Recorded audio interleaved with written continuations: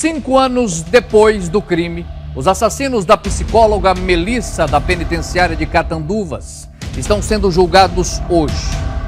Mas novos detalhes trazidos ao processo podem dar um novo rumo ao caso. Os depoimentos cheios de contradições do principal delator do plano criminoso podem ser confrontados no júri. Os detalhes você confere agora. 25 de maio de 2017, 6 horas da tarde. Imagens de câmeras de segurança mostram a psicóloga Melissa Almeida Araújo, de 37 anos, chegando em casa com o marido e o filho pequeno. Do lado de fora, membros de uma facção criminosa já estavam à espreita para cumprir a ordem de matar.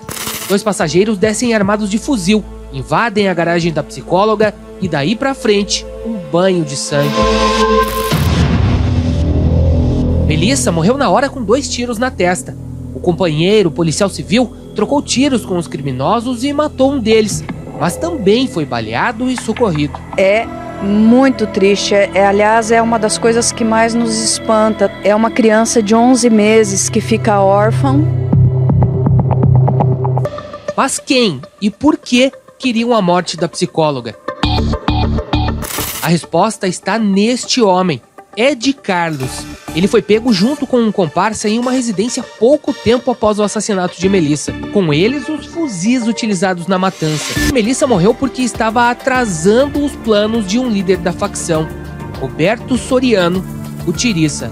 Com certeza absoluta que o Soriano estava com problema com ela lá dentro. O Soriano, vulgo Tiriça.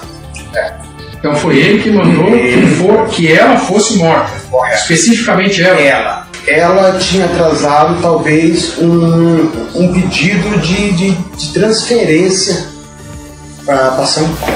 A primeira sessão de julgamento dos assassinos aconteceu em agosto de 2021. No entanto, uma nova evidência apresentada pelo Ministério Público Federal anulou o júri porque não havia sido anexada aos autos.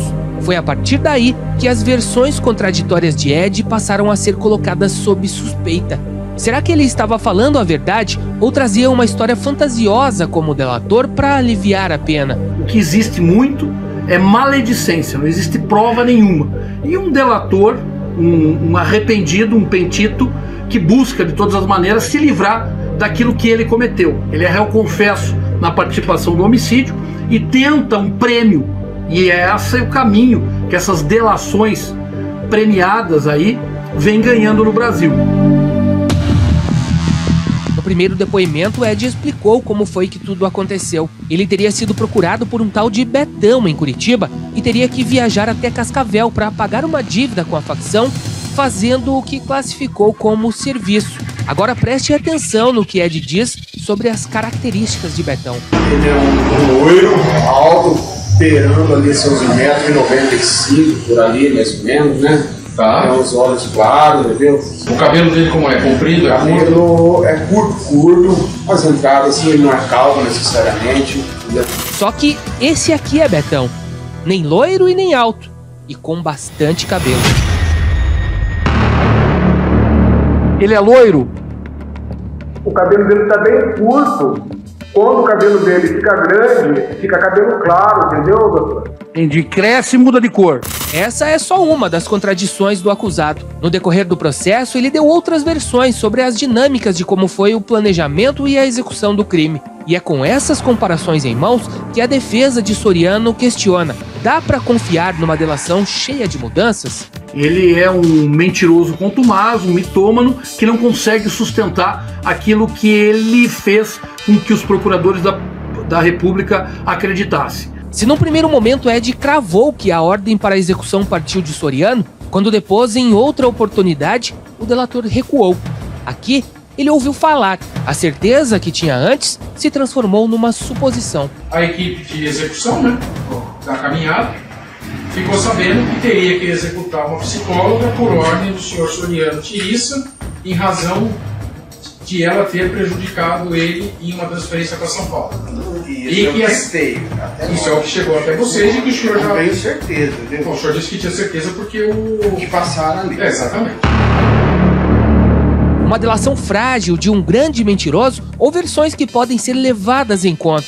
De frente com os jurados, Ed Carlos e Soriano confrontarão as versões ao lado de mais 3 réus, que devem ser julgados por homicídio triplamente qualificado e organização criminosa. A nossa equipe procurou o Ministério Público Federal, que preferiu não se manifestar sobre as contradições para evitar que os jurados sejam influenciados na decisão.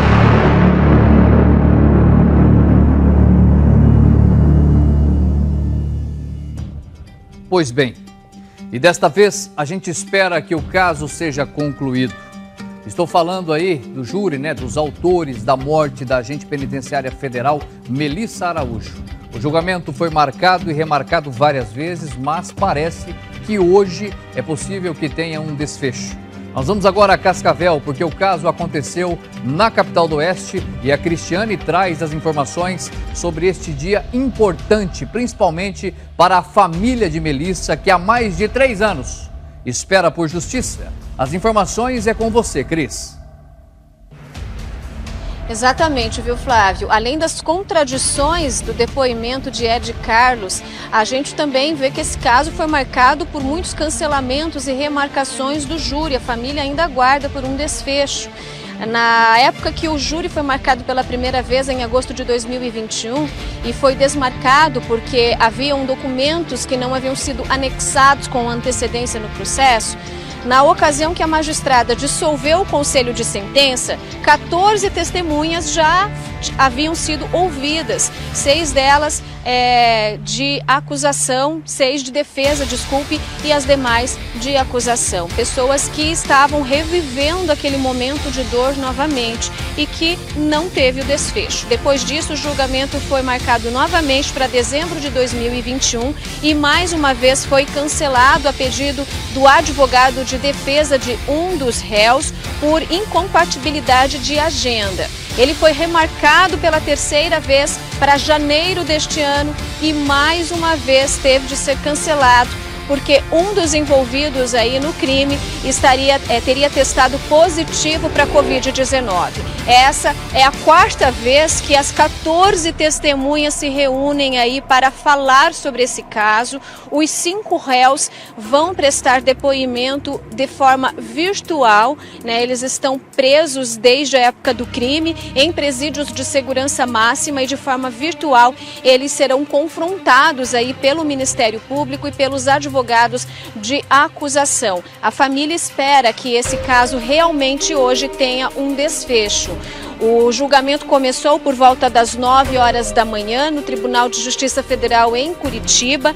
A imprensa não pôde acompanhar, apenas as pessoas que vão prestar depoimento de forma presencial e familiares puderam comparecer de forma presencial no tribunal para acompanhar esse trabalho que a gente espera que tenha um desfecho. Afinal, o crime já aconteceu há 5 anos e a família espera por justiça que esse caso seja finalmente encerrado. Flávio. Obrigado, Cris e André. Nosso jornalismo de Cascavel ficará, acompanhando este caso e a atualização nós vamos trazer para você no Tribuna da Massa amanhã com o meu amigo Ricardo Nascimento ou então no Tribuna da Massa de amanhã, aqui, às 11h45 na sua televisão. Vocês nem acreditam. Voltamos a falar agora sobre o júri do caso da agente penitenciária federal Melissa Araújo. A Cristiane Guimarães tem novidades sobre essa situação. O que aconteceu com o julgamento de novo, Cris? Fala para nós. Inacreditavelmente, viu, Flávio? Mais uma vez o júri teve de ser adiado. O conselho de sentença foi dissolvido porque, de acordo com um dos advogados de defesa de um dos réus, a responsabilidade desta vez é do Ministério Público Federal. Veja o que disse o advogado. O Ministério Público Federal juntou aos autos uma matéria pericial que não poderia ter sido juntada. Ele sonegou da defesa e do processo, principalmente, um documento importantíssimo que é o laudo de levantamento do local, que pode mudar significativamente os caminhos do caso Melissa. Isso foi prontamente apontado pela defesa e não teve outro caminho senão novamente dissolver o conselho de sentença. O julgamento não pode prosseguir porque ele é imperfeito. Pois é, Flávio, a nova data para o júri foi marcada para o dia 8 de agosto. Lembrando que essa é a 4ª remarcação que acontece nesse caso. A primeira foi em agosto de 2021, remarcada para dezembro de 2021, remarcada para janeiro de 2021, remarcada para junho, né, de 2022 e agora novamente remarcada para o dia 8 de agosto. A família vai ter de esperar mais um pouco aí para ver o caso finalmente finalizado.